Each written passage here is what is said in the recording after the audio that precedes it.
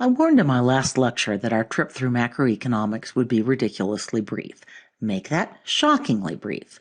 Given the need for more semester final review, I've decided that this will be my last economics lecture. So to recap, economics was born out of the Great Depression. The economy fell so far and stayed down for so long that politicians and economists began searching for better ways to dig out. And they're still searching. And the business cycle keeps on turning, with an especially bad head downward in 2008, 2009. Now, economists had noticed the business cycle before the Great Depression. Remember the various panics you learned about in U.S. history? The Panic of 1819, the Panic of 1837, the Panic of 1893, etc. But classical economists thought that markets were self-correcting. Usually a panic or a recession would start with some kind of a crash when asset prices dropped sharply, banks failed, businesses failed, and people lost work. In order to unload big inventories of unsold goods, businesses would have to lower prices. To persuade firms to hire them, workers would have to accept lower wages. With lower prices and lower wages, the economy would revive. And what should be government policy, according to classical economists? Doing nothing. Government should ride out the recession, that is, political leaders should ride out the recessions and refrain from making things worse by interfering with the necessary drop in prices and wages. In the long run, equilibrium would be restored and the economy would start to grow again.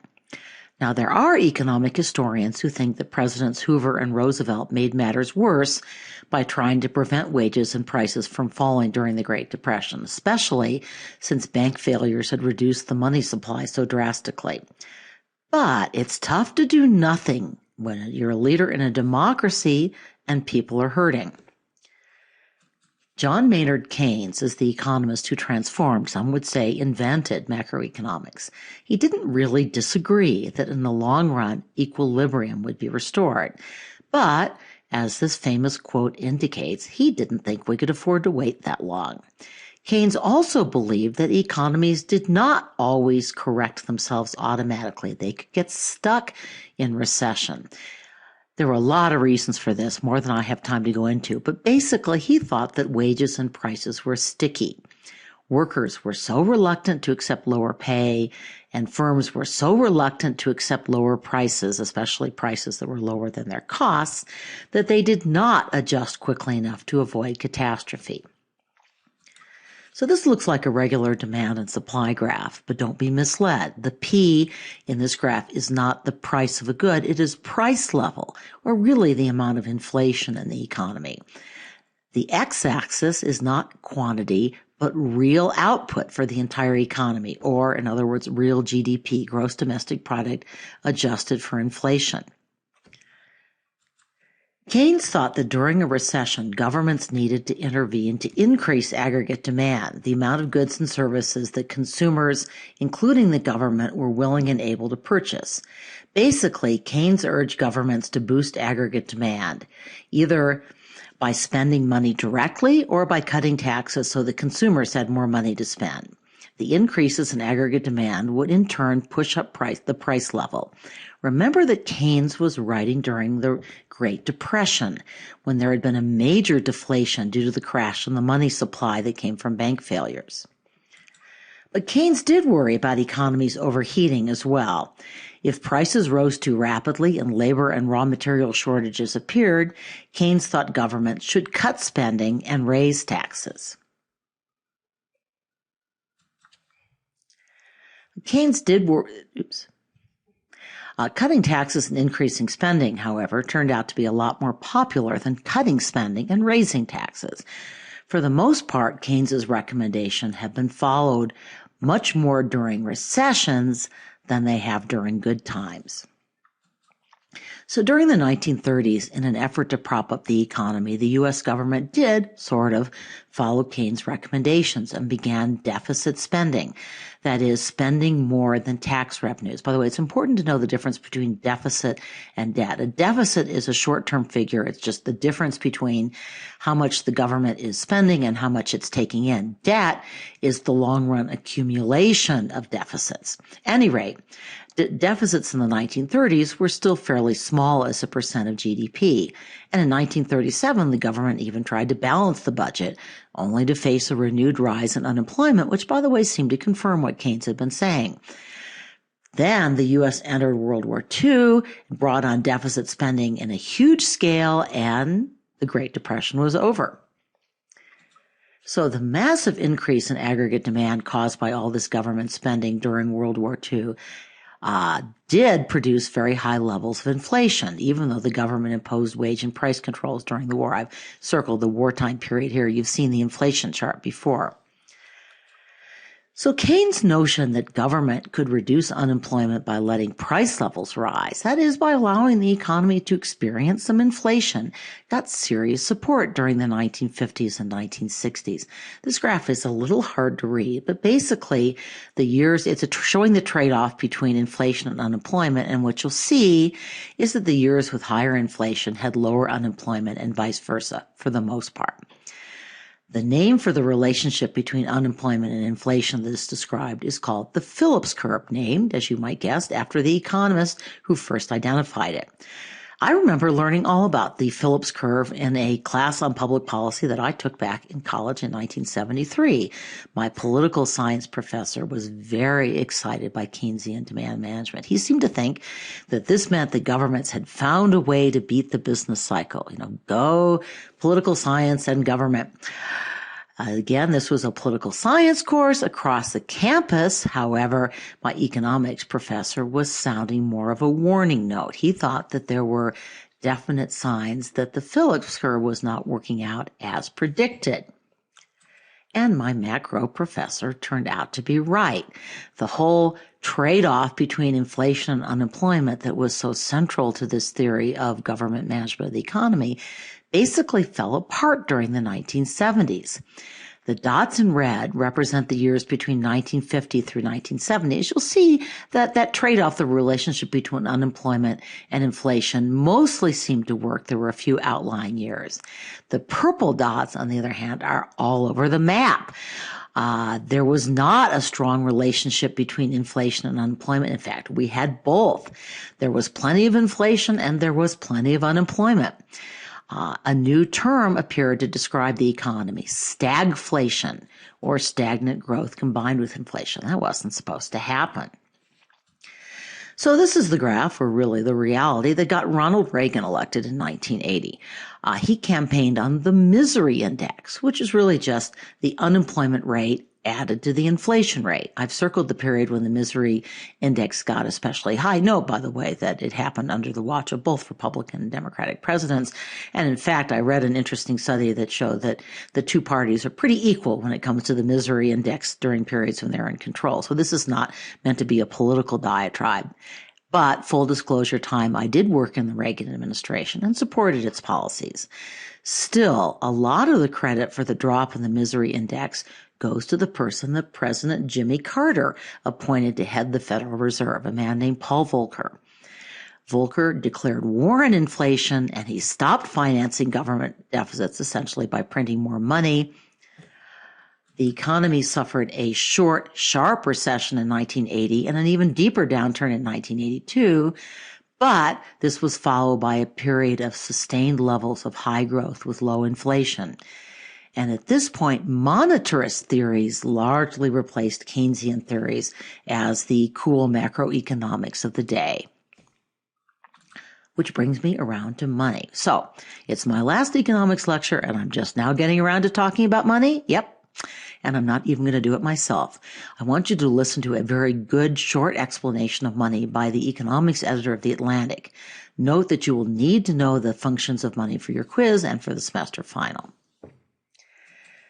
Now, the money supply is a little more complicated than money, and it is controlled by the Federal Reserve. Now, in recent years, Federal Reserve chairmen have been treated almost like a combination of wizards and rock stars. Almost everything they say becomes headline news. Well, I used to spend an entire day on the Federal Reserve. Today, I am handing 3 minutes of my sparse remaining time over to Katie Couric, who does a great job of explaining the Federal Reserve in, 3 minutes. Basically, the Federal Reserve has several tools that it uses to control the amount of money circulating in the economy, which in turn has a major impact on aggregate demand. The most important of these tools is what is called open market operations, decided by the Federal Open Market Committee. This photo shows the meeting. Katie Couric mentions this, but doesn't really explain what open market committee operations are. So once again, I'm going to let somebody else explain. This video is from Investopedia, and it's even shorter. I've talked at indecent speed about two strategies for dealing with aggregate demand. To review, fiscal policy involves government spending or tax policy. Tax policies aimed at changing aggregate demand, particularly increasing aggregate demand, usually focus on putting more money immediately into the hands of consumers. Often these tax changes are just temporary, a rebate, for example. The trouble is, evidence from repeated temporary tax cuts is that consumers tend to save the rebates rather than spend them, which kind of defeats the purpose. Monetary policy also focuses on aggregate demand, but it does it through manipulation of the money supply. Supply-side economists focus more on producers than consumers, although this means individuals in their role as workers and entrepreneurs as well as on business. So this graph should make it pretty clear why increasing aggregate supply is an attractive strategy. Actually, I should have picked one where the aggregate supply curve moved in the opposite direction. Reverse the arrow in your mind. Basically, increasing aggregate supply, moving the aggregate supply curve to the right, again, reverse the arrow, creates the possibility of having higher GDP growth without the risk of inflation. Now, the term supply-side economics carries a lot of baggage, including exaggerated claims that tax cuts always pay for themselves. Most so-called supply-siders think that demand management is primarily the Federal Reserve's policy, but they call for responsibility that reduce the burden on businesses and encourage individuals to save, invest, and start up new businesses. Their main policy recommendations, therefore, tend to be reducing corporate taxes, reducing marginal tax rates, to encourage risk-taking and investment, and reducing the levels of government regulation. And by the way, you're going to need to know what supply-siders advocate on your quiz. Supply-siders have not had much say in economic strategies for fighting the most recent recession. The Obama administration campaigned successfully to restore higher marginal tax rates, and it has imposed a wide range of new regulations. But we have seen very vigorous efforts to pump up aggregate demand, both from a Keynesian and from a monetarist perspective. The two most prominent examples are, first, the $832 billion stimulus program that was passed in 2009. Here's a political cartoon about it, obviously not entirely sympathetic. And a massive expansion of the money supply by the Federal Reserve, known as quantitative easing, or QE1 and 2, if you're in the know. You now have some quick sense of the theory behind both of these policies.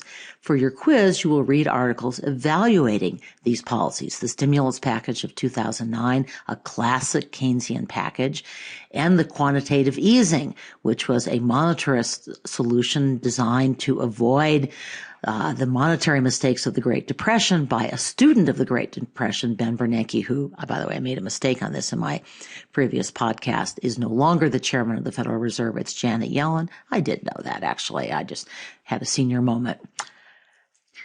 But there is one last topic that I really, really wanted to cover in this class. I'd had plans for it for one more day that I've now cut out. And it's what I personally find most alarming about our current macroeconomic policy.